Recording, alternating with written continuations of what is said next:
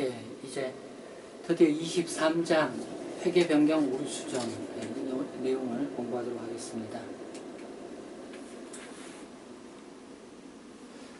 이제 이 장에서 공부할 내용은 회계 변경은 크게 이제 회계 추정을 바꾸는 경우하고 회계 정책을 바꾸는 경우 이렇게 있어요. 그 다음에 이제 오류 수정이라고 있어요. 그 잘못된 회계 처리를 수정하는 그런 내용들이 있어요. 그리고 이런 그 회계 변경이나 오류 수정은 소급법 또는 전진법의 방법으로 회계 처리돼요. 그래서 일단 요것들이 어떤 개념인지 먼저 공부하고 회계 변경 오류 수정을 보도록 하겠습니다. 1071페이지에 보면은 회계 변경에 대한 이야기 있어요. 그래서 먼저 회계 추정의 변경. 회계 추정의 변경은 예를 들어서 이제 뭐 건물 내용 연수가 당초 50년이라고 생각했는데 내용 연수를 이걸 시간 지나서 보니까 내용 연수 추정이 바뀌는 경우가 있죠. 그래서 그런 것들을 바꾼다. 이런 것들이 뭐 대표적인 추정 변경의 예라고 이야기할 수 있겠죠. 그 다음에 회계 정책의 변경이 있어요. 그래서 회계 정책의 변경은 특정 회계 처리 방법에서 다른 회계 처리 방법으로 바꾸는 그런 거예요. 그래서 인정되는 회계 처리 방법, 예를 들어서 상품 단가 결정 방법을 선입선출법으로 회계 처리해 왔다. 근데 지금 현재 상황을 고려하면은 그 인정되는 다른 방법인 평균법으로 재고자산을 단가 결정하는 게 좋겠다. 이렇게 바꾼다는 거죠. 이런 것들이 회계 정책 변경이 되고요. 예. 혹시 인정되지 않는 방법에서 뭐 인정되는 이런 평균법으로 왔다. 그런 것들은 그 뒤에서 이야기할 오류 수정이고요. 회계 정책 변경은 인정되는 방법에서 인정되는 방법으로 오는 것을 이야기해요. 자, 회계 변경에는 추정 변경하고 정책 변경 이렇게 있고요. 이거 말고도 보고 실체 변경이라는 게 있어요. 그래서 고급 회계에 가면은 예를 들어서 연결 재무제표 대상 회사가 기존에 3개였는데 1개가 더 추가됐다. 이런 것도 회계 변경. 이럴 때는 이제 보고 실체의 변경 이렇게 이야기를 해요. 이 내용은 이제 고급 회계에서 공부할 거고요. 그래서 회계 추정의 변경은 이렇게 전진법이라는 방법을 사용하게 되는데요. 뒤에 다시 이 내용을 설명할 거고요. 그 다음에 그 다른 방법, 회계 정책 변경이다, 오류 수정이다 이런 것들은 과거부터 쭉 소급해가지고 그 새로이 예전부터 그렇게 회계 처리했다고 할 경우 어떻게 될 것인가 그런 소급법이라는 방법을 적용하게 되겠습니다. 그래서 이 내용은 이제 하나씩 보도록 할게요. 여기 이제 example 1이 있어요. 그래서 사실 이 example 1은 회계 추정의 변경이에요. 회계 추정의 변경. 회사가 지금이 이제 이게 X3년인 것 같아요. X1년 중에 기계장치를 10만원에 취득했다. 정액법 10년 동안 상각해왔다. X3년 회계감사 중, 이게 X3년 회계감사 중이라고 했는데 이 말은 아직 장부가 마감되지 않았다 그런 의미예요. 이게 그 회계 변경 오류 수정 문제를 읽다 보면은 뭐 X3년 회계감사 중 이런 말이 나오는데 이거는 X3년 장부를 수정할 수 있다. 장부를 수정할 수 있다. 분계를 넣고 그래서 장부가 수정되고 그래서 재무제표가 수정되고 이게 가능한 상태다. 그것을 의미해요. 왜냐하면 회계감사는 통상적으로 이제 기업이 결산을 마치고 자기들이 기준에 맞춰서 회계 처리를 했는지 회계사들의 어떤 감사를 받죠. 그래서 그 의견을 받아들여 가지고 최종 재무제표를 확정하는 거거든요. 그래서 아직 최종 재무제표가 확정된 단계가 아니다. 그 말을 뭐 X3년 회계감사 중이다 이런 말 종종 써요. 그래서 이게 이제 장부 수정이 가능한 상태다 이런 의미로 생각하시면 되고요. 그래서 감가상각 방법을 뭐 바꿔줘야 되겠다. 그래서 감가상각 방법이 기존의 회사가 정액법 처리에 왔는데 가만히 보니까 그 자산의 그 감소 형태가 자산의 효익 그 감소 형태가 처음에 이렇게 균등하게 10년 동안 쭉쭉 떨어질 걸로 생각했는데, 그러니까 이게 10만 원이고 이게 뭐 10년 정액법에서 이게 아마 매년 만 원씩 감가상각해야 된다 그렇게 최초에 생각했는데, 근데 시간이 지나면서 야 이게 정액법 자산 가치 소멸이 아니다 보니까 뭐 다른 방법을 적용해야 되겠다 이렇게 판단을 했다는 거죠. 그래서 지금 X3년에 이걸 바꿔야 되겠다. 이중체감법으로 바꿔야 되겠다. 이미 X3년까지 만원, 매년 만원씩 감가상각을 했는데 이거 이중체감법으로 바꿔야 되겠다 이렇게 생각한다는 거죠. 자, 이거는 정확하게 이야기하면 이게 회계 추정의 변경이에요. 그래서 회계 추정의 변경은 전진법이거든요. 전진법 적용해요. 그러나 이 사례를 가지고 만약 이걸 소급법 적용하면 어떤 회계 처리가 일어나는지, 또 전진법 회계 처리를 하면은 어떤 회계 처리가 일어나는지 말씀드리도록 할게요. 그래서 만약 이게 소급법 회계 처리한다라고 하면은, 소급법은 어떤 거냐 하면은 이 물건이 있던 때부터 쭉 소급해가지고 반영을 하는, 애초부터 이 방법을 적용했다면은 어떻게 될 것인가, 그런 결과를 반영하는 방법이다 이렇게 이야기할 수 있겠어요.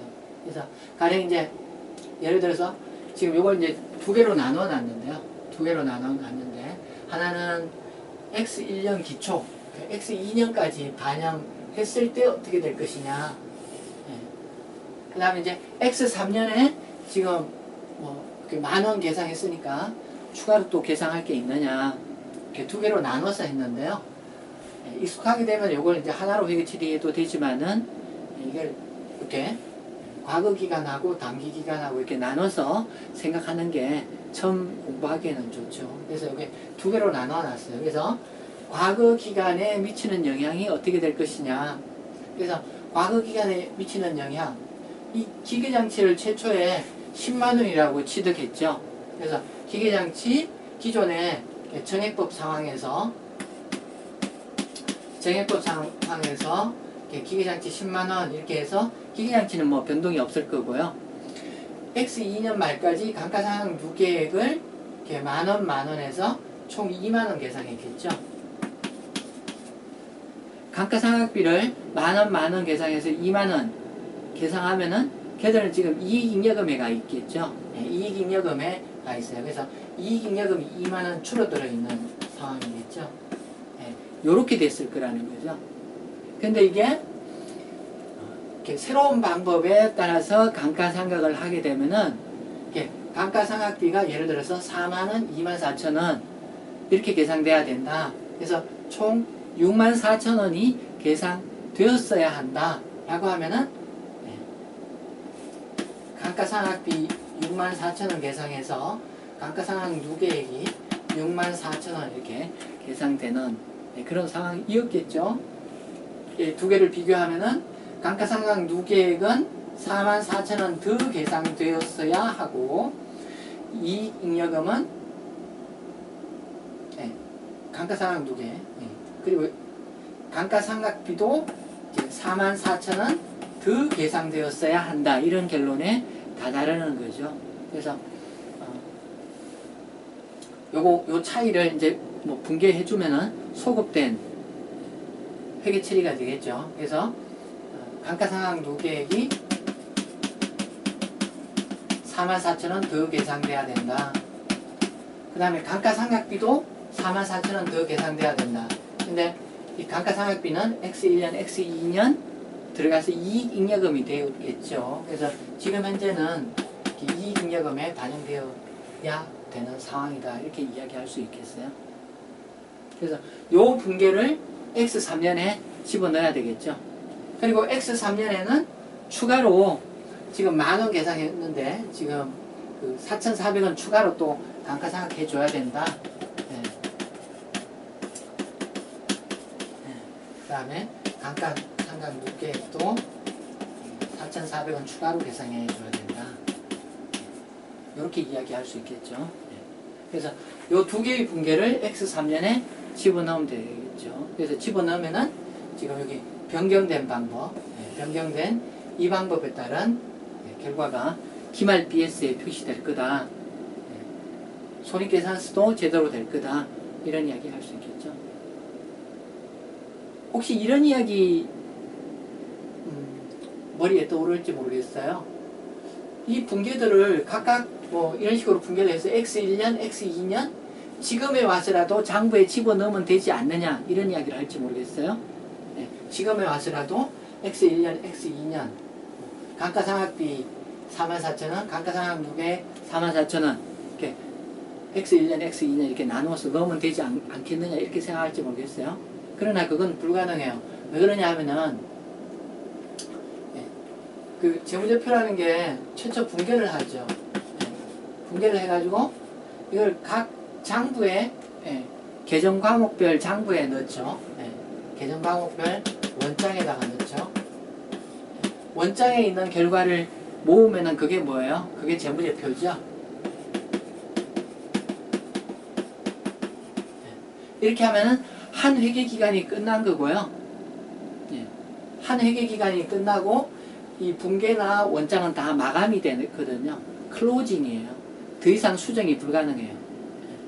그래서 X1년, X2년은 클로징이 다 됐기 때문에 이 붕괴하고 원장 이렇게 집어넣는 것 자체가 불가능하죠. 그래서 X1년과 X2년은 붕괴로서 수정이 불가능하고요. 수정을 한다면은 수정할 수 있는 방법은 재무제표를 직접 손으로 수정하는 수밖에 없어요. 지금 붕괴를 통해서 수정할 수 있는 것은 X3년 뿐이라는 거죠. 그래서 이러한 붕괴를 이렇게 단기에만 반영할 수 있다는 거죠. 그래서 소급법 최초부터 이런 방법이라고 했을 때 결과가 어떻게 됐을까? 그래서 이렇게 결과가 나오도록 최초부터 반영하는 게 소급법이다. 그렇게 이야기해 주시면 되겠습니다. 그래서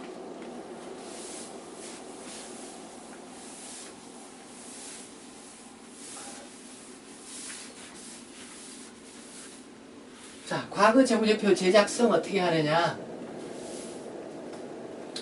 가령 이제 X3년 재무제표를 발표할 때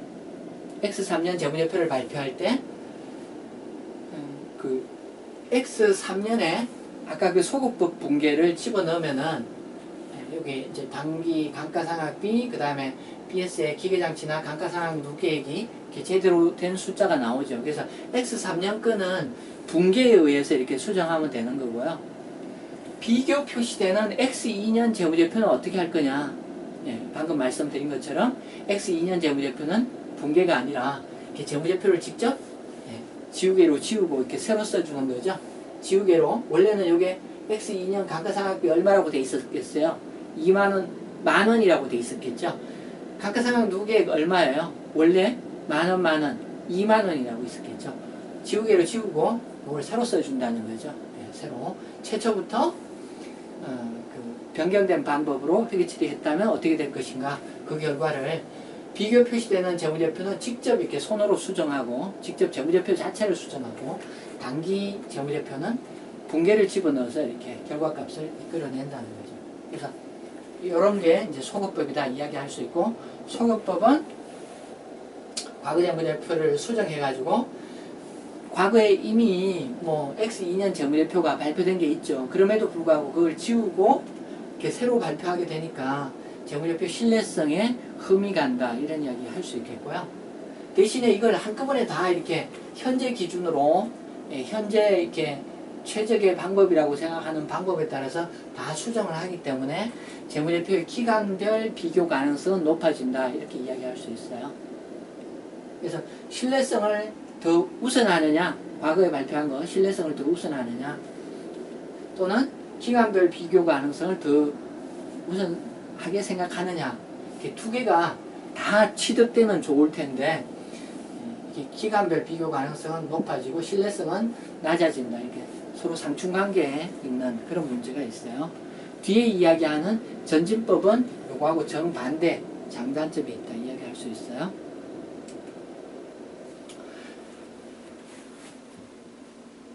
그리고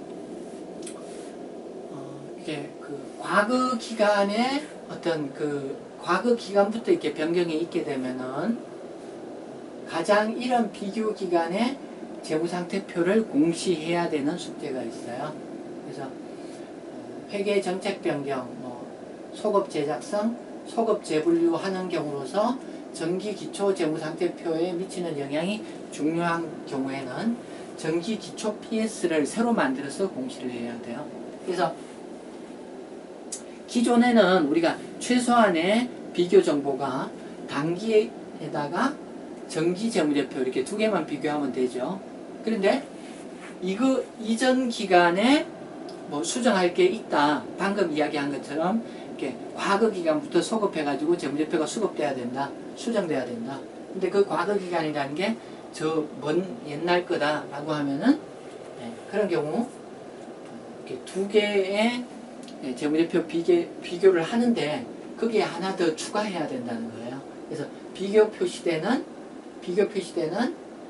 기초 BS가 새로 하나 더 공시가 돼야 되겠다.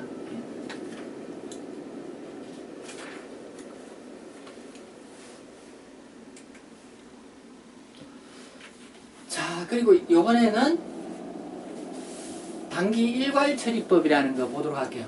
단기 일괄 처리법은 이게 뭐 현실적으로 적용되진 않아요. 이론적으로 존재하는 방법이다 이야기할 수 있어요. 그래서 지금 요 차이들을 과거 기간 차이 얼마예요?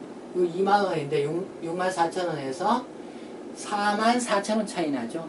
요 4만 4천 원 차이를 단기에 한꺼번에 손익에 반영하는 그런 방법이 되겠어요. 그래서 분개를 한다면은 회계변경 손실이라고 4만 4천 원, 감가상각 유계액 4만 4천 원 이렇게 할 수도 있겠어요. 그래서 이렇게 해서 단기에 반영하는 거죠. 회계변경 손실이라고 단기 손익계산서에 단기에 모두 반영하는 그런 방법이 단기 일괄처리법이다. 그러나 단기 일괄처리법은 사용되지 않는다. 기억하시면 되겠어요. 자, 그 다음에 이제 전진법이라는 방법이 있어요.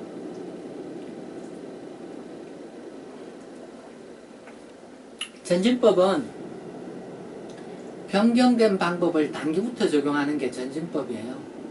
원래부터 잘하자 이게 전진법이에요. 그래서 방금 전 예에서 감가상각이 지금 얼마까지 됐어요? 10만원짜리 감가상각이 총 2만원 된 거죠. 누계에서 감가상각이 2만원 됐어요. 그럼 감가상각 할 금액이 이제 8만원 남았거든요. 그래서 8만원을 가지고 새로운 방법에 따라서 이제 감가상각을 한다는 거죠. 그래서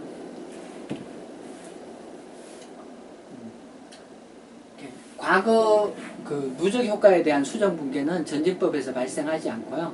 그 8만 원을 가지고 단기부터 이제 상각을 하면 되겠어요. 그래서 단기부터 새로운 그 방법에 따라서 감가상각비 계상하고 그런 식으로 진행해 나가면은 그게 전진법이다 이렇게 이야기할 수 있겠어요.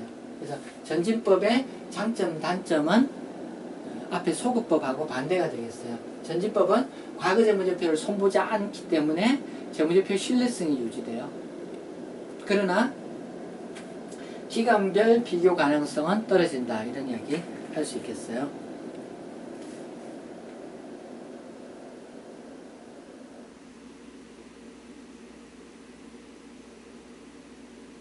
(1075페이지에) 보시면은요, 1075페이지에 보면은 그건 이제 뭐 비교한 표가 하나 있죠.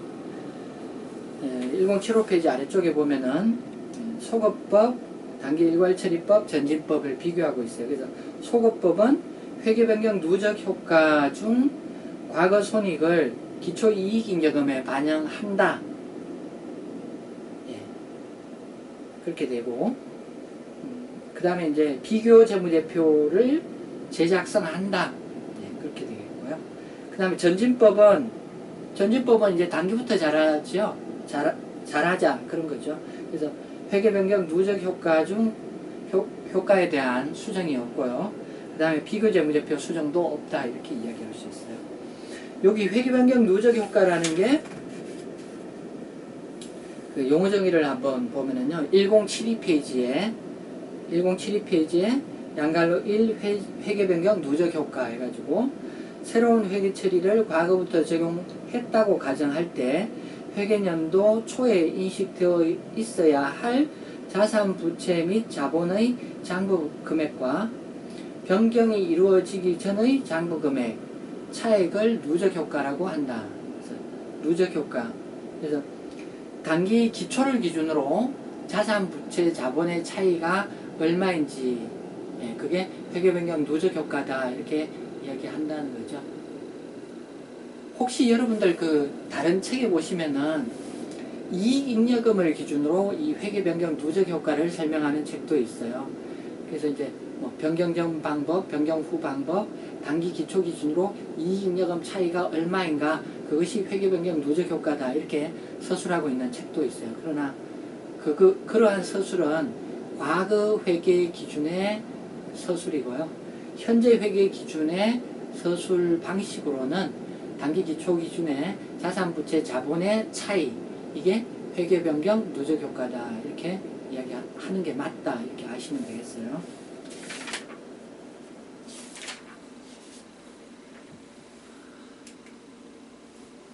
자, 그래서 방금 전에 이제 소급법, 단기 일괄 처리, 그다음에 전진법 이렇게 세 가지를 봤고요. 이제 1076페이지부터 이제 회계 추정 변경. 자, 회계 변경은 두 가지가 있다. 추정 변경이 있고, 그 다음에 회계 정책 변경 이렇게 두 가지가 있다. 그 중에 먼저 등장하는 게 이제 회계 추정 변경이에요. 재무제표는 굉장히 많은 추정이 들어가요. 그래서 가령 이제 우리 매출채권 배우면서 대손충당금이라는 거 배웠죠. 유형자산 배우면서 어떤 내용연수 몇 년으로 볼 거냐, 내용연수가 끝나면 그 잔존 가치가 얼마라고 볼 거냐, 또 자산의 그 가치 소멸은 어떤 방법, 정액법, 내용연수 합계법 어떤 방법으로 자산 가치가 소멸되는 것으로 볼 거냐, 이렇게 우리가 챕터를 배우면 배울수록 그 많은 개정 과목들이 추정이 간다는 것을 알 수가 있어요. 거꾸로 이야기하면은 회계 추정 없이 회계 처리 불가능하다. 극단적으로 이런 이야기 할 수 있다는 거죠. 그래서 재무제표는 이렇게 많은 추정에 의존하게 되는데요. 그래서 추정이라는 거는 그야말로 그 생각해보는 그런 그 판단이기 때문에 이런 추정은 결산할 때마다 그 추정이 맞는지 또 이렇게 생각해 봐야 되고요. 그리고 그 추정이라는 것은 항상 바뀔 수 있다는 거죠. 자, 그래서 여기 이제 개념 정리를 위해 가지고 책의 문구를 한번 볼 필요가 있어요.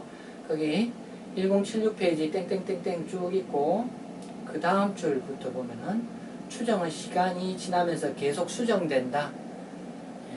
그 추정을 바꾼다고 큰 문제가 아니에요.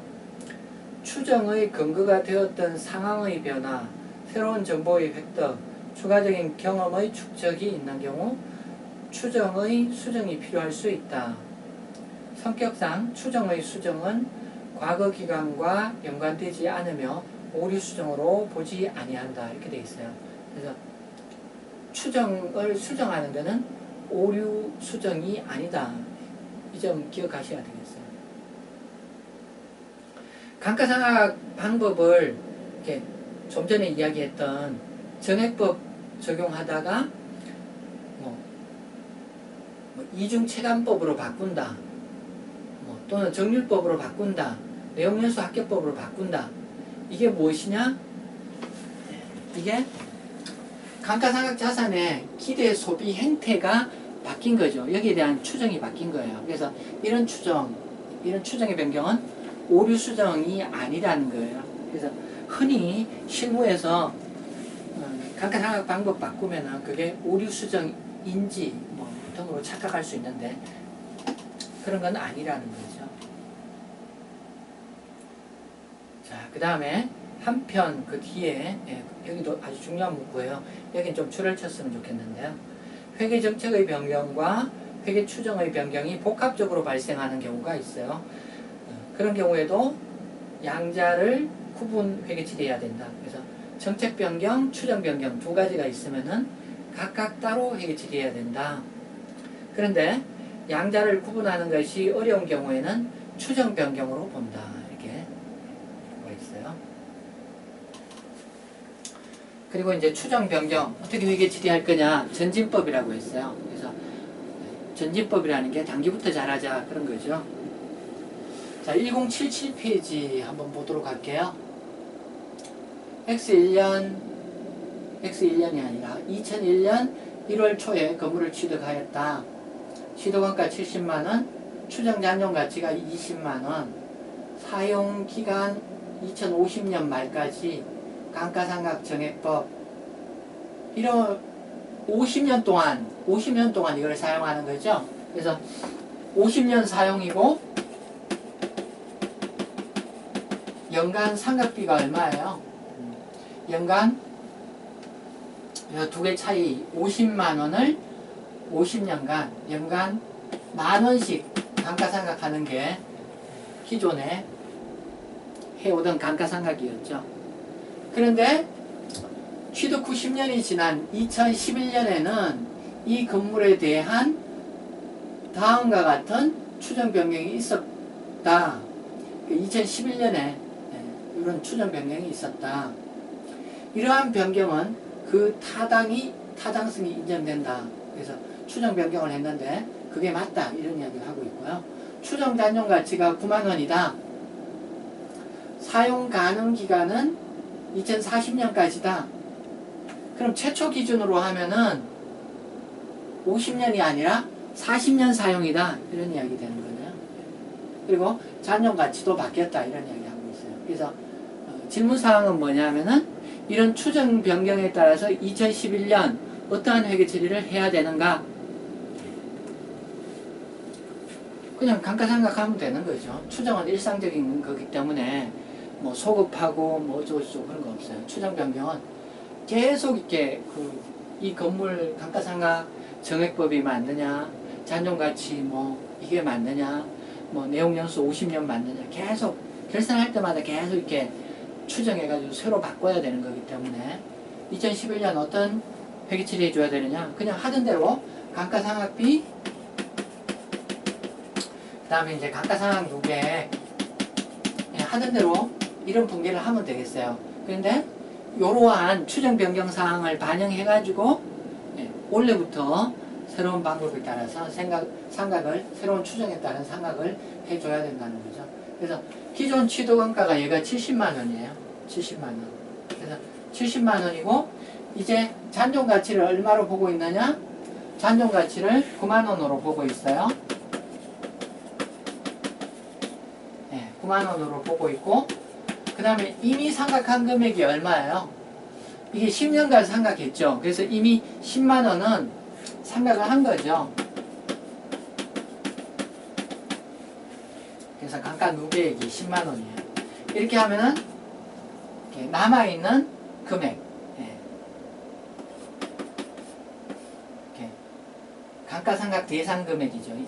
이제 남아있는 감가상각 대상 금액이 총 얼마냐? 그래서 51만 원이다. 51만 원이다. 이게 지금 11년 차 현재 감가상각 대상 금액이다. 이런 이야기 할 수 있겠고요. 그 다음에 이제 그 사용기간이 2040년까지다.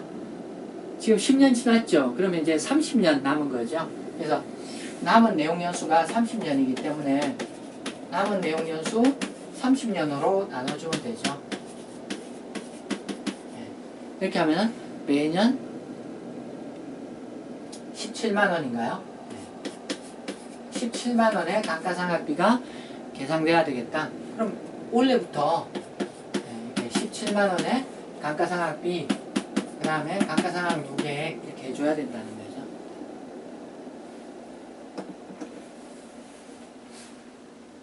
혹시 이게 질문이 바뀌어가지고 자, 2011년까지 결산을 했어요. 그래서 감가상각비, 감가상각 누계액을 10,000원씩 계산. 17만 원이 아니라 17,000원. 예. 순간 이렇게 뒷골이 약간 서늘함을 느꼈어요.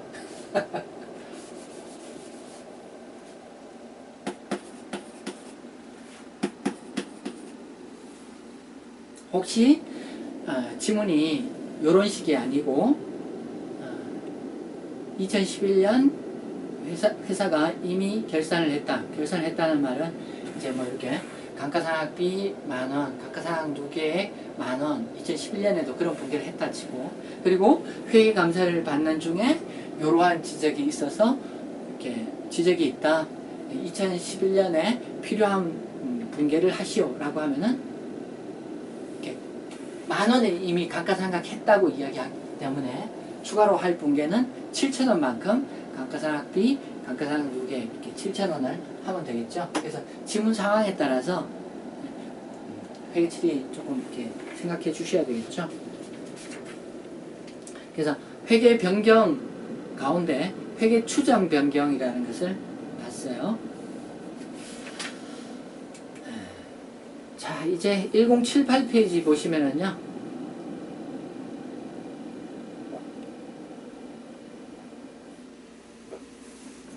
오류수정이라는 게 있어요. 오류수정.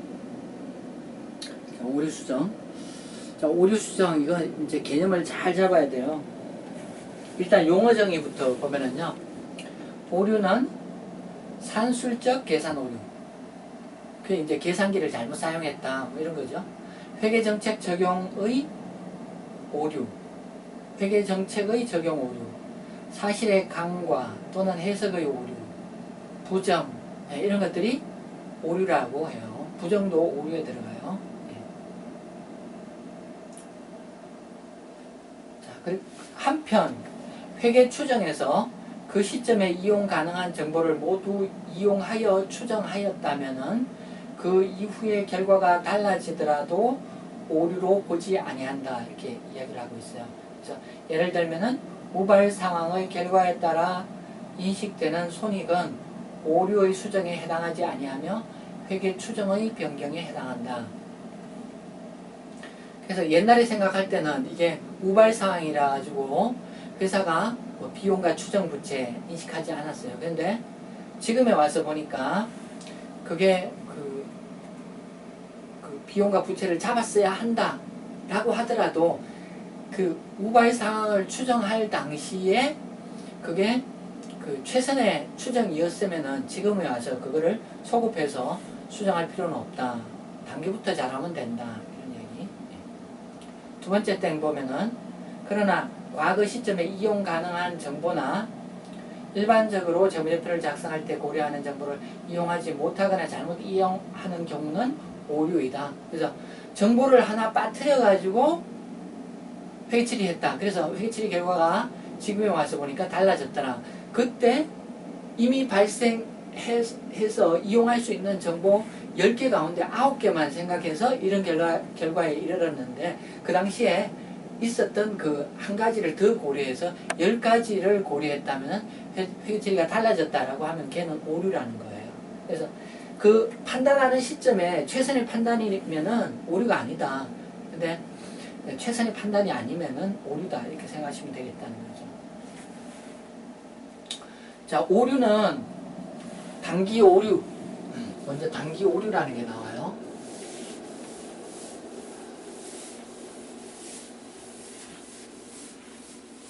네, 먼저 단기 오류라는 게 있어요. 그래서 단기 오류, 단기에 발생한 오류죠. 그래서 단기 회계기간이 1월 1일부터 12월 말까지다 라고 가정하면은 단기 오류의 수정은 재무제표를 확정하기 전까지 가능해요. 재무제표 확정은 일반적으로 재무제표 발행 성인일, 요 날까지는 재무제표 수정이, 단기 오류에 대한 재무제표 수정은 가능해요. 단기 오류 수정은 어떻게 하면 되겠어요? 썼던 거 지우고 새로 분계하면 되죠. 새로 분계해가지고 집어넣으면 되죠. 그래서 단기 오류는 재무제표 발행 성인일 전까지는 수정 가능하다. 이런 이야기 할 수 있고요. 전기 오류가 사실은 이제 중요하고 시험에서 이제 오류 문제가 나오면 다 전기 오류예요. 그래서 대부분 전기 오류가 시험에 나오는데요. 전기 오류가 뭐냐 하면은 중요한 오류를 후속 기간에 발견했다는 거예요. 중요한 오류를 후속 기간에 발견했다는 거예요. 그러면은 후속 기간에 발견하면은 과거 그 분계장이나 원장 이런 것들은 이미 마감돼 가지고 수정이 불가능하다 앞에서 말씀드렸고요. 과거 비교 표시되는 재무제표가 있으면은 비교 표시되는 과거 재무제표를 이렇게 직접 지우고 얘를 새로 쓰는 수밖에 없다. 그래서 재무제표를 직접 고치는 그런 방법에 의한 수정만 가능하다. 단기 재무제표는 단기 분계나 원장을 고쳐가지고 결과를 고치는 거고, 과거 재무제표는 원장이나 분계장 수정은 불가능하고 재무제표를 지웠다가 새로 쓰는 방법에 의한다.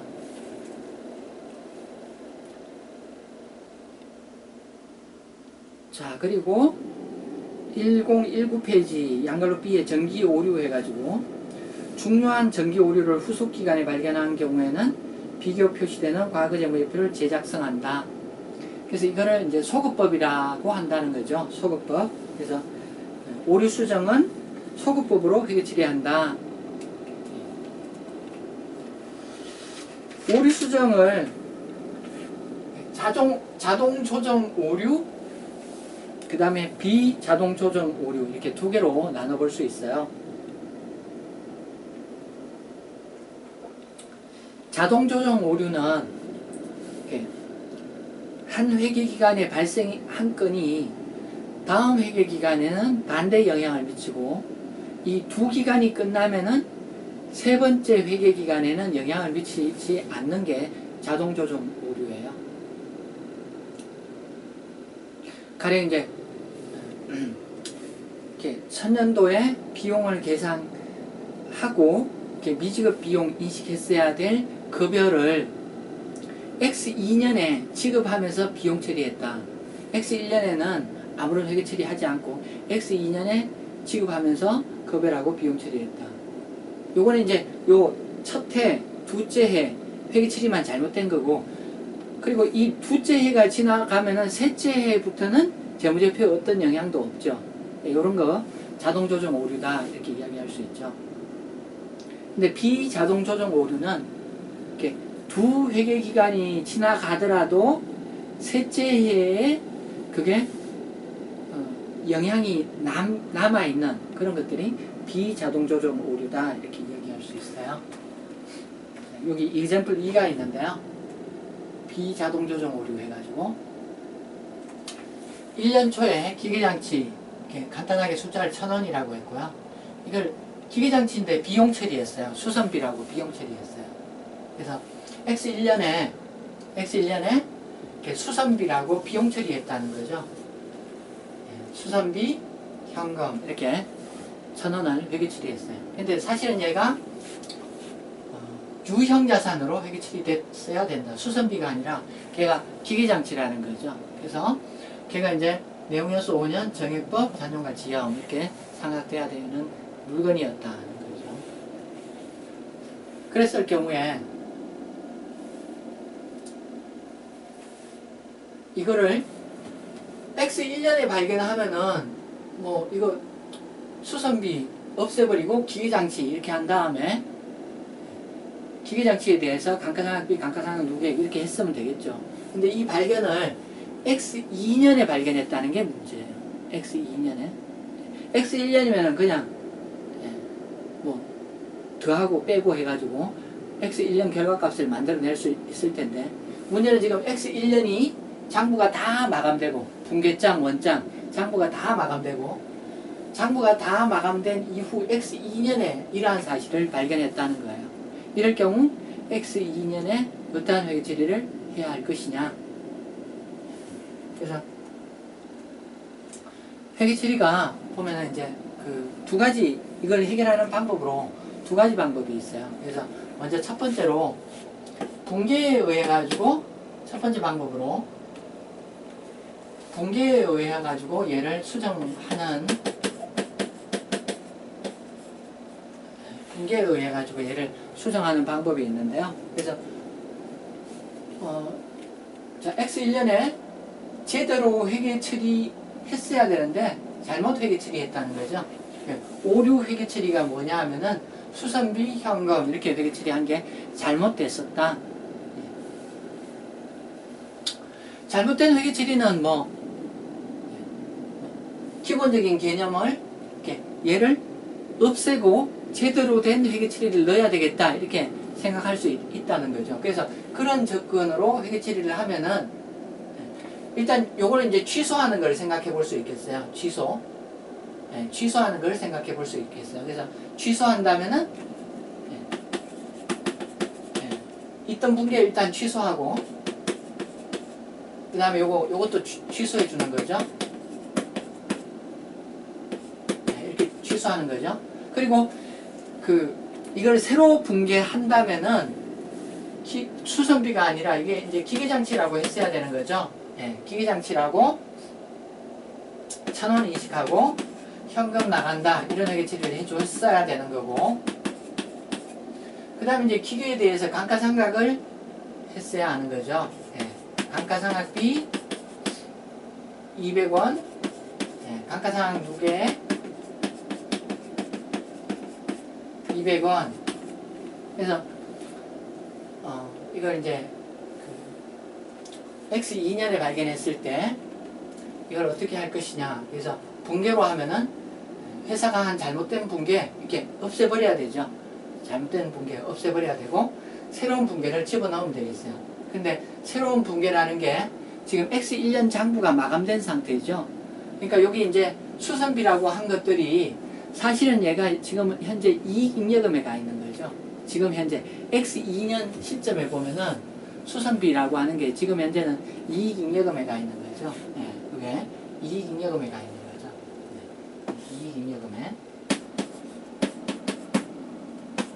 이익잉여금에 가 있는 거죠.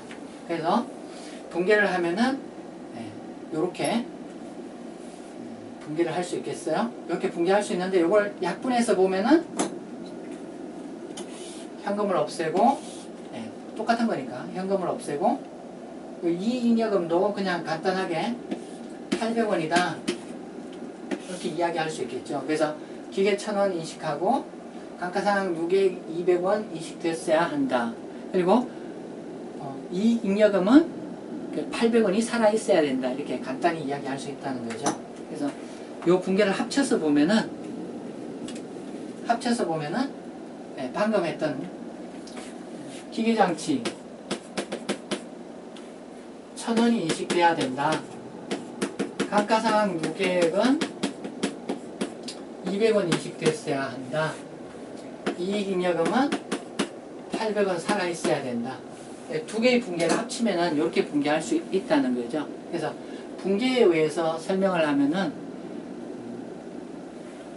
X1년에 잘못된 회계처리 를 붕괴에 의해서 하면은 회사의 오류 붕괴 어떻게 들어갔느냐 그걸 반대 붕괴한다. 그리고 바른 붕괴를 한다 라는 방법으로 결과값을 낼 수 있다는 거예요. 그래서 좀 숙달이 되면 바로 이렇게 할 수 있어요. 근데 처음 공부하시는 분은 바로 이렇게 생각하기가 좀 어렵겠죠. 그래서 처음 공부하시는 분은 이렇게 두 개로 나눠 가지고 기존 붕괴를 취소하고 다른 붕괴를 넣어야 된다 이렇게 접근을 하시면 되겠어요. 자, 그래서 이 붕괴에 의해서 설명을 하면은 이 오류 수정 붕괴는 이렇게 할 수 있겠어요. 붕괴에 의해 하면은 이렇게 할 수 있겠어요. 그런데 요거는 이제 두 번째 방법으로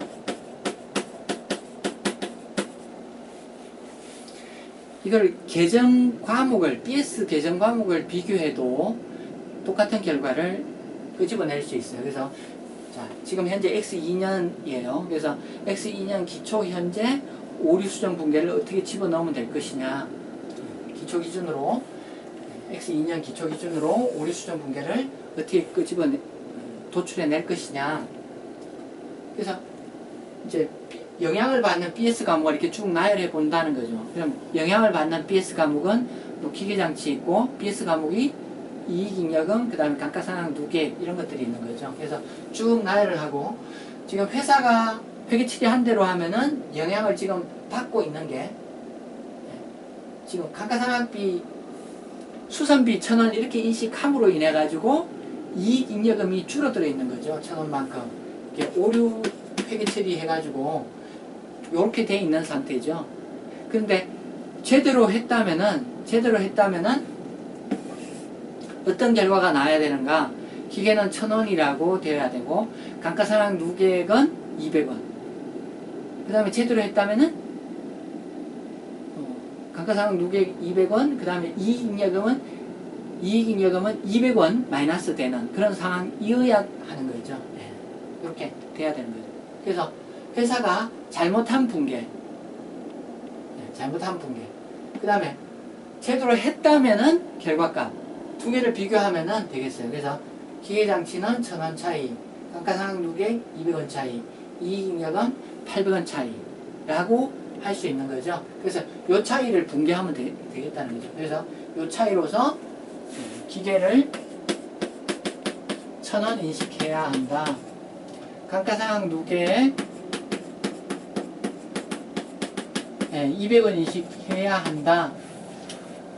그 다음에 이익잉여금은 수선비라고 1,000원 회사가 반영했는데 제대로 했으면은 감가상각비 200원만 반영될 테니까 이익잉여금이 800원 살아야 된다. 이렇게. 그래서 단기 기초 기준으로 BS 과목을 비교해도 그 차이에 의해 가지고 단기 기초 기준의 오류 수정 붕괴는 도출할 수 있다. 이런 이야기 할 수 있겠어요. 그래서 뭐 붕괴에 의해서 접근을 하든 또는 개정에 의해서 접근을 하든 뭐 똑같은 이야기죠.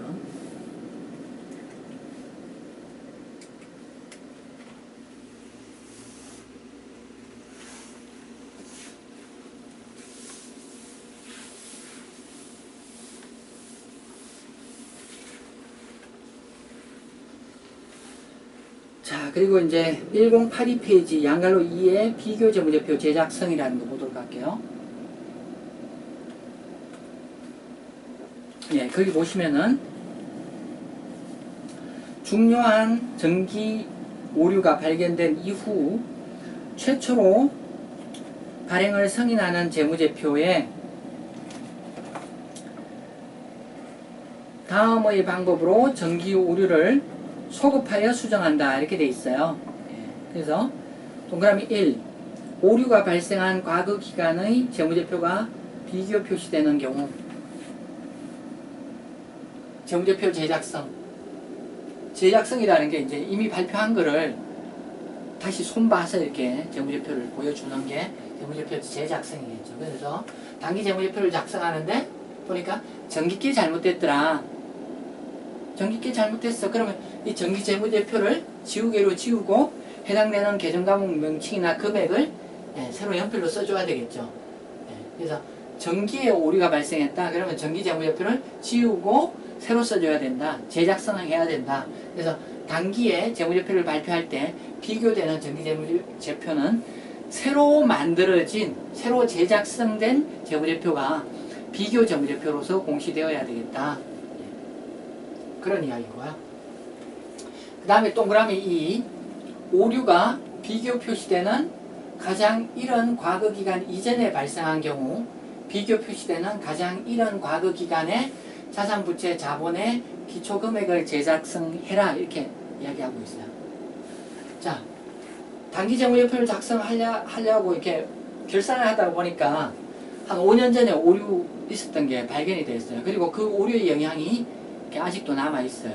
그러면 과거 재무제표, 비교 표시되는 과거 재무제표 5년치 있지만은 그 중에 일단 정기 재무제표는 일단 지우개로 지워서 새로 작성을 하고요. 정기 재무제표는 재작성하고 그 다음에 과거 기간 그 5년치를 다 이렇게 보여줄 수 없기 때문에 정기 기초 기준의 자산부채 자본을 재작성한 재무제표 PS만 자산부채 자본만 제작성에서 보여주라고 이야기하고 있기 때문에 전기 기초 기준, 여기 이제 비교 표시되는 가장 이른 기간, 지금 여기는 이 회사가 이제 전기만 비교 재무제표로 공시한다라고 하면은 전기 가장 이른 기간, 기초, 그래서 전기 기초 기준으로 BS를 새로 만들어서, 그럴 경우 이제 BS가 3개 공시된다는 거예요. BS가 3개. 그래서 5년 전 오류다. 그럼 BS가 3개예요. 단기께 있을 거고요. 단기말. 그 다음에 전기말이 있을 거고요. 그 다음에 전기초가 있을 거고. BS가 3개 공표되어야 된다. 3개 공표되어야 된다. 요거는 지금 여기 오류 수정에도 이제 이렇게 등장하고요. 그 다음 뒤에 가면은 회계정책의 변경이 있어요. 그래서 회계정책 변경도 이게 과거부터 소급해가지고 쭉 하거든요. 그래서 그런 경우도 BS가 3개 이렇게 발표되겠어요. 뒤에 다시 등장합니다. 자, 그런 거고요. 그 다음에 그 동그라미 1, 2 아래에 보면은요. 동그라미 1, 2 아래에 보면은 이런 이야기 있어요. 한편 비교 표시되는 하나 이상의 과거 기간의 비교 정보에 대해 특정 기간에 미치는 오류의 영향을 실무적으로 결정할 수 없는 경우 실무적으로 결정할 수 있는 가장 이른 날부터 점진적으로 오류를 수정하여 비교 정보제표를 제작성한다. 그러니까 5년 전께 잘못됐다. 그럼 5년 전부터 이렇게 수정해가지고 지금 이야기한 결과에 도달해야 되겠죠. 근데 잘못은 5년 전에 됐는데 자료가 남아있는 거는 4년 전부터 있다라고 하면 4년 전부터, 그 시점부터 시작해서 이렇게 숫자들을 수정해 나가면 되겠다. 그런 이야기 하고 있고요. 실무적으로 적용할 수 있는 가장 이른 기간은 단기일 수도 있다. 그래서 그 5년 전께 잘못됐지만은 지금 자료가 남아있지 않다. 자료는 전기까지도 없고 단기부터 자료가 적용 가능하다라고 하면은 그 오류 수정을 단기부터 할 수밖에 없다. 그런 이야기. 예외적인 경우 이야기하는 거죠. 자, 그래서 지금 이제 비자동 조정 오류라는 것을 공부하고 있는데요. 1083페이지에 보시면은 케이스 2가 있어요. 이 내용 보도록 할게요. 네, 1083페이지에 케이스 2가 있어요. 그 내용 보도록 할게요. T상사 12월 말 결산 현재 X 5년에 대한 회계감사가 진행 중이다. 필요한 붕괴는 추가 붕괴로서 장부를 수정할 수 있다. 여기 이제 필요한 경우 추가 붕괴로서 장부를 수정할 수 있다. 이런 말이 있는데요. 이런 말 안 써도 똑같아요. 회계감사. 지금 X 5년에 대한 회계감사를 진행 중이다. 그럼 X 5년 그 장부와 재무제표가 아직 수정될 수 있는 상황이다. 이런 말을 의미하거든요. 그래서 사실 이 말은 초보자 분들을 위해서 이렇게 써놓은 거고요. 그냥 회계감사가 진행 중이다. 여기까지 써도 의미는 똑같아요. 한편 이익 관련 자료는 다음과 같다. X3년 기말 이익잉여금이 50만원, X4년 당기순이익이 14만원, X5년 당기순이익이 15만원 이렇게 돼 있다고 이야기하고 있고, 한편 이 회사는 회계감사 과정에서 과거 기간에 취득한 기계장치 및 사채에 대해 각각 다음과 같은 오류가 발견되었다. 이 오류는 중요한 오류이다. 이렇게 돼 있어요. 여기 이제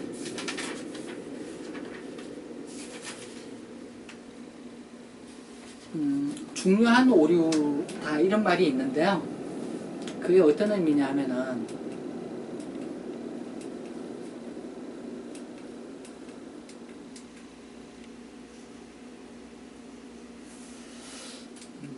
중요한 오류다 그런 말인데, 이게 그 1079페이지에 양갈로 B 전기 오류 해가지고 중요한 오류는 그 오류가 발생한 시점부터 재무제표를 소급 제작성한다 이렇게 말이 있죠.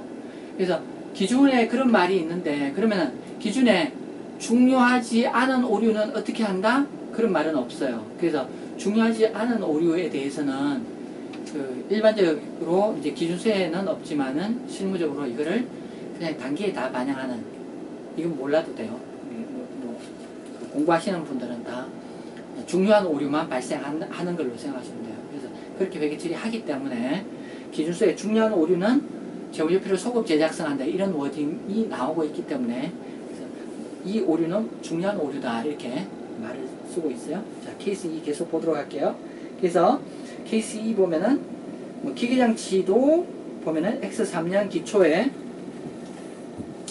다음의 기계장치를 취득하여 장부에 이식하였다. 이후 감가상각을 안 했다. 기계장치가 6만원짜리예요. 6만원짜리.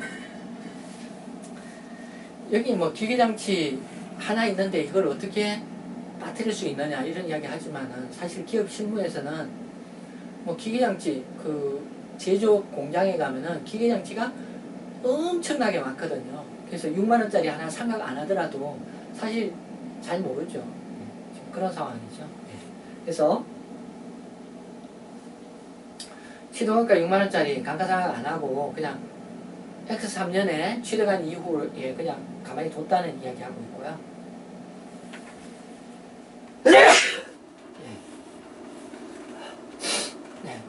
그 내용연수는 10년이다. 잔존가치는 0이다. 정액법 감가상각한다. 이런 내용이고요. 그 다음에 사채는 X4년 기초에 만기 3년인 다음 조건의 사채를 발행하여 매년 액면 이자 지급액을 이자 비용으로 인식하였다. 그게 보면은 발행 금액이 95196 이렇게 돼 있죠. 95196 이렇게 인식하고 나서 얘가 지금 이자를 액면 이자 지급액을 이자 비용으로 인식하였다 이렇게 돼 있어요. 액면 이자가 아니라 95196에 대해서 그 시장이자율 연 12%로 할인한 금액이다 이렇게 돼 있으니까 12%에 의해서 유효이자율 적용해야 되겠죠. 그런 잘못입니다.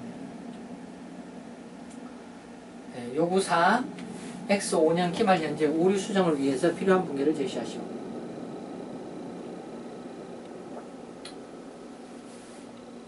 그리고 X4년, X5년 정확한 당기 순이익이 얼마냐 뭐 이런 등등의 질문이 있어요.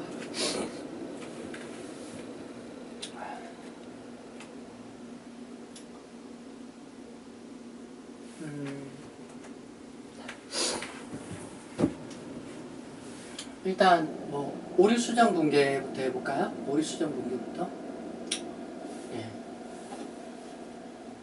지금 이거 기계 X3년에 취득했죠? 지금 현재 어디에요? 지금 현재 X5년이죠? X5년이에요. 그래서 X3년에 취득했는데 감가상각을 안 했다고 이야기하고 있어요. 그냥 기계 6만원 이렇게 놔두고 감가상각을 안 했다는 거죠. 그래서 분계로 하면은 이렇게 되겠죠. 그래서 분계로 하면은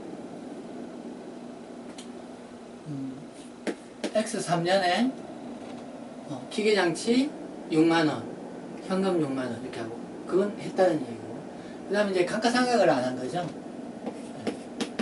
감가상각비 6,000원,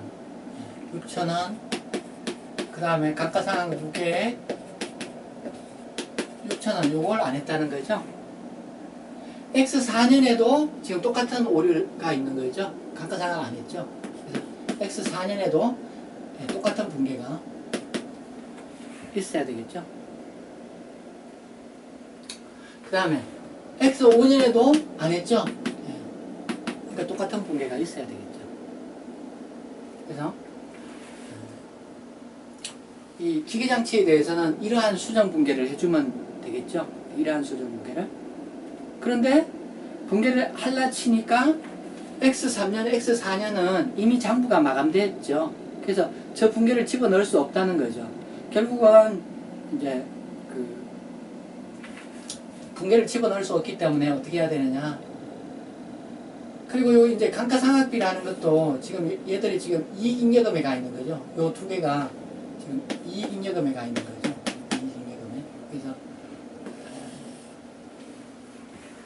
이익잉여금 12,000원, 그 다음에 감가상각 누계액 12,000원 이런 분계를 해줘야 될 거고요. 그 다음에 단기 감가상각비로서 감가상각비 6,000원,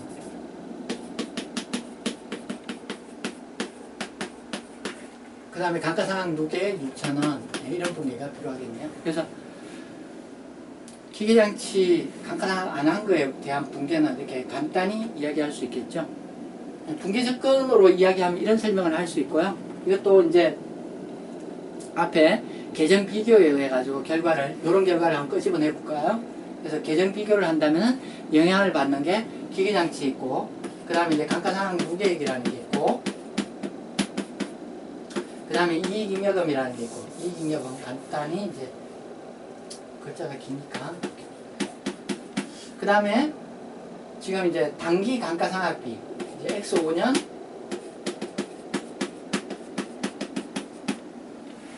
네, 그래서 X5년에 영향 미치는 게 이렇게 3개다 이렇게 이야기할 수 있겠어요. 그래서 회사가 기계장치 6만원 이미 인식한 거죠. 그 다음에 어떤 회계 처리도 안 했다는 거죠. 회사 잘못한 거 따르면은 어떤 회계 처리도 안 했다는 거죠.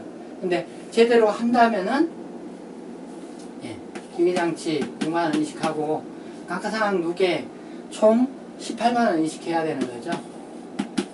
그 다음에 이익잉여금은 감가상각비 X3, X4에서 두 기간에 대해서 12,000원만큼 이익잉여금이 줄어들었어야 되는 거죠.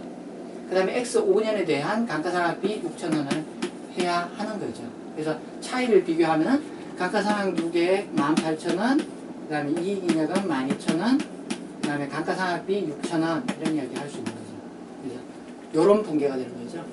예, 이익잉여금 12,000원, 감가상각비 6,000원, 감가상각 누계액 18,000원 이런 이야기.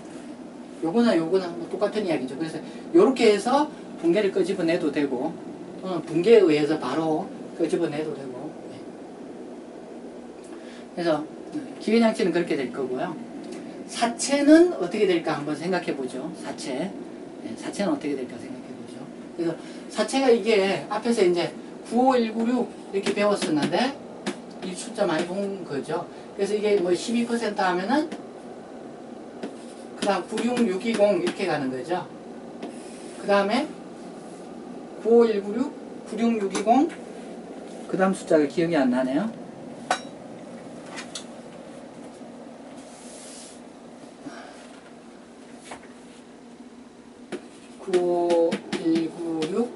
(10% 늘어나서 이게 12%만큼 이렇게 늘어나고 95196 곱하기 0.12 해가지고 11424 이자 인식하고 그 다음에 이게 액면이자 10,000원을 회수하죠. 액면이자 10,000원을 회수하면은 이게 96620 이렇게 와요. 96620 그 다음에 다시 이게 96620에 12% 이자 인식하면 11594 이자 인식해야 되고 그 다음에 이렇게 10,000원을 또 지급하게 되면은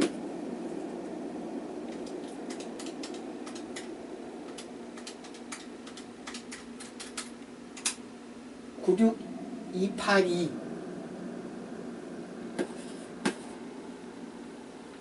이거 뭐 잘못됐구나.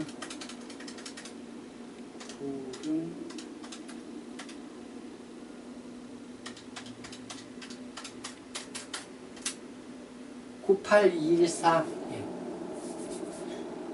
98214 지금 이제 X4년 기초에 발행됐다. 이게 이제 X4년 기초의 요금액이다.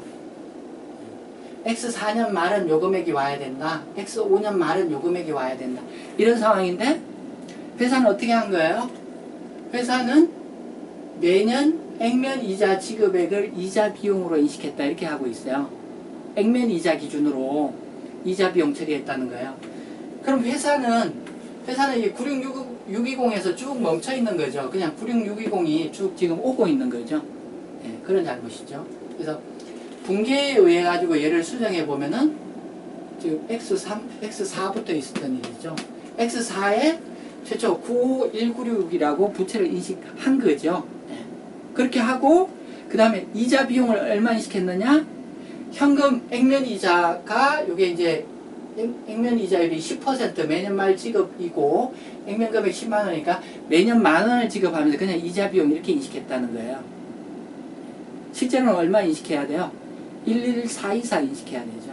11424 인식해야 되는데 11000 이만큼만 한 거죠. 그래서 이자 비용이 11424 이렇게 해야 되는데 10000 이렇게 했다는 거죠. 그래서 이게 차이가 1424만큼 얘가 이자 비용을 적게 잡았어요.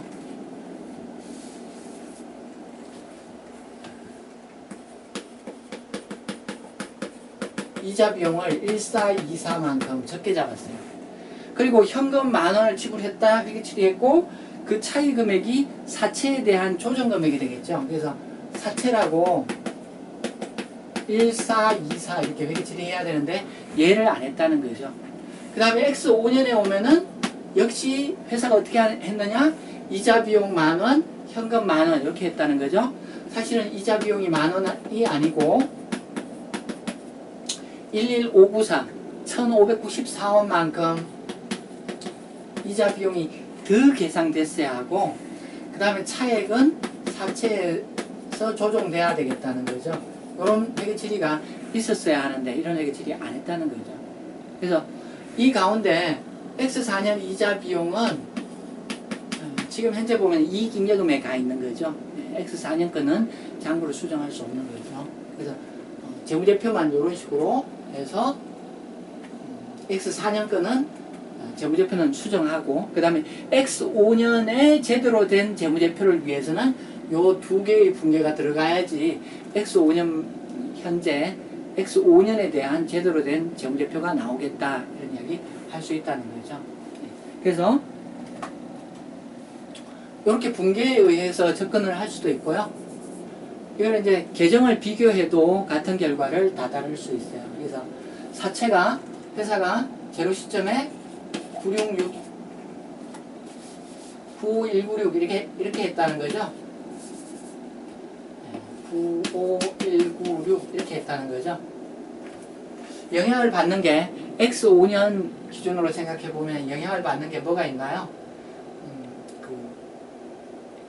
이익잉여금이 있고 그 다음에 이제 이자 비용이 있어요. 이자 비용 이게 X5년 이자 비용이죠. 네, 이렇게 있어요. 그래서 회사는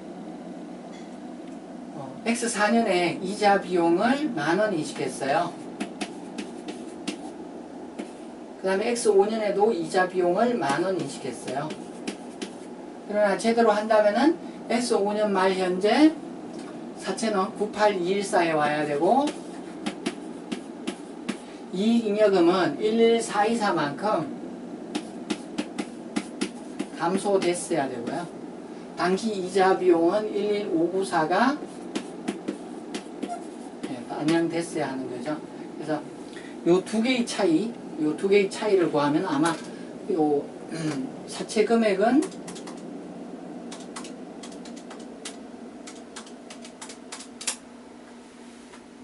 2418만큼 차이가 나고요. 이익잉여금은 1424, 이자 비용은 1594 이렇게 차이가 나네요.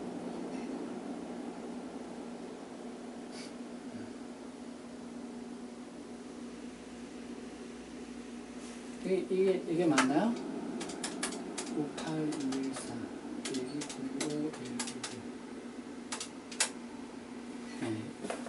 어떻게 계산한 거야? 3이 잘못됐네. 3018 이렇게.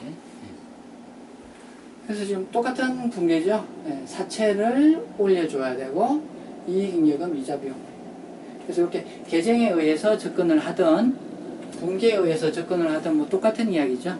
그래서 방법 1, 방법 2 이렇게 두 가지 있으니까요.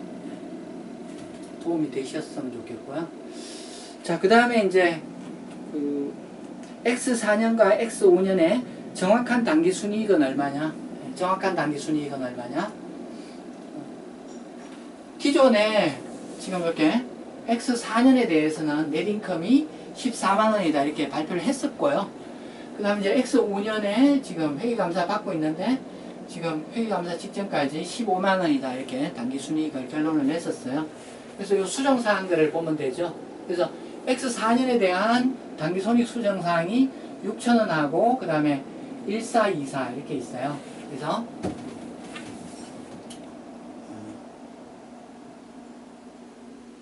X4, X5 정확한 당기순이익이 얼마냐, 수정 전에 얼마냐, 수정 전에 14만원, 그 다음에 15만원 이렇게 돼요.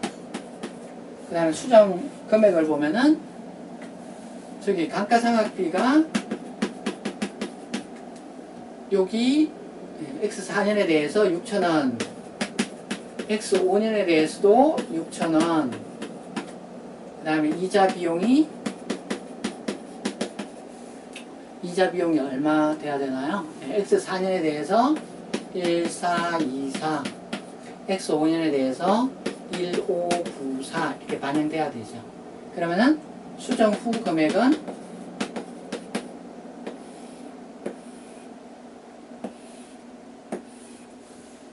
요걸 계산해 주면 되겠죠. 그래서 요거를 계산하면 되고요. 그래서 이게 수정 후 132576, 그 다음에 옆에 숫자는 142406. 정확한 당기 순이익이 얼마냐?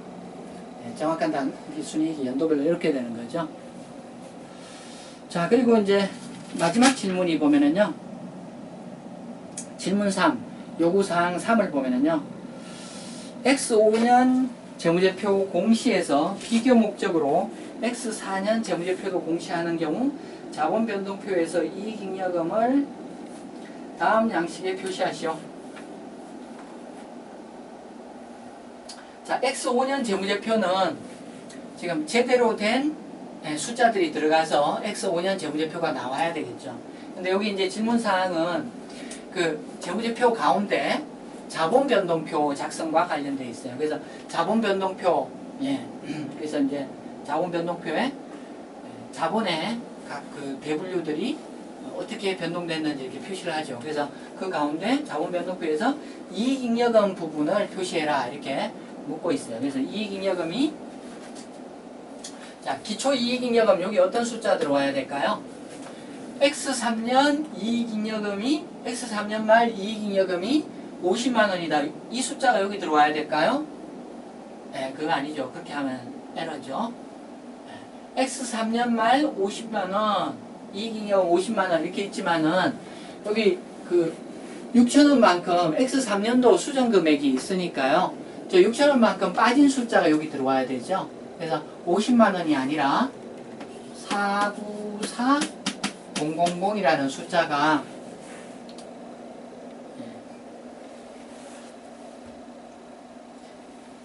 와야 되는데요.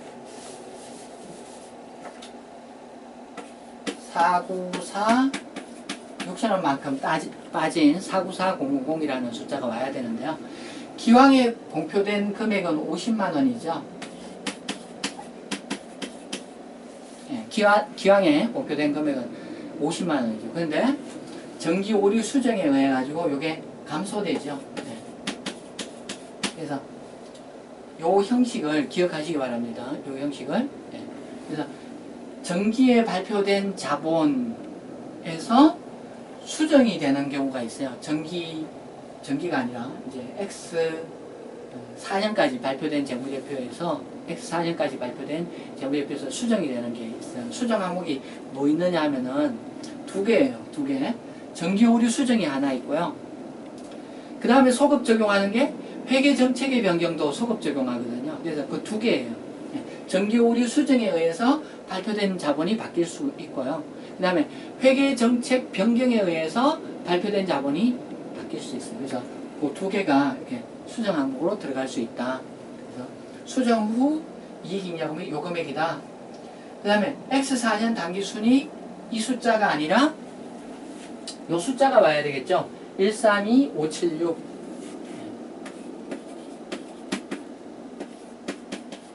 네, 이렇게 하면은 기말 이익잉여금이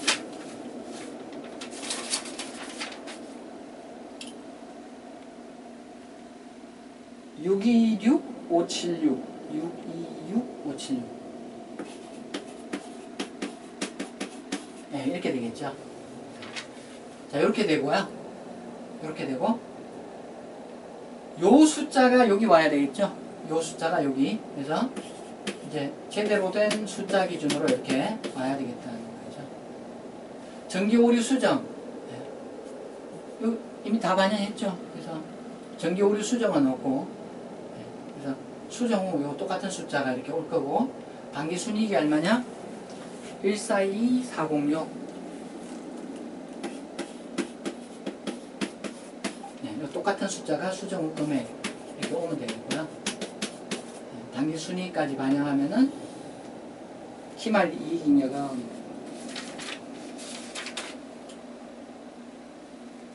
이렇게 나오겠죠. 그래서 이렇게 작성이 되겠다. 그렇게 작성이 되겠다. 네. 그래서 케이스 2를 풀어봤는데요. 케이스 2는 이제 오류 사항 가운데 오류 사항이 그 첫째 해, 둘째 해 지나서 셋째 해가 됐을 때도 수정이 되지 않는 그런 경우를 이제 비자동 조정 오류다 이렇게 이야기하고, 지금 한번 오류가 발생하니까 이 감가상각 유형자산 같은 경우는 이제 이 내용 연수 동안 계속 이렇게 숫자가 잘못되는 거죠. 그 다음에 여기 이제 그 사채도 사채 기간에 계속 영향을 미치는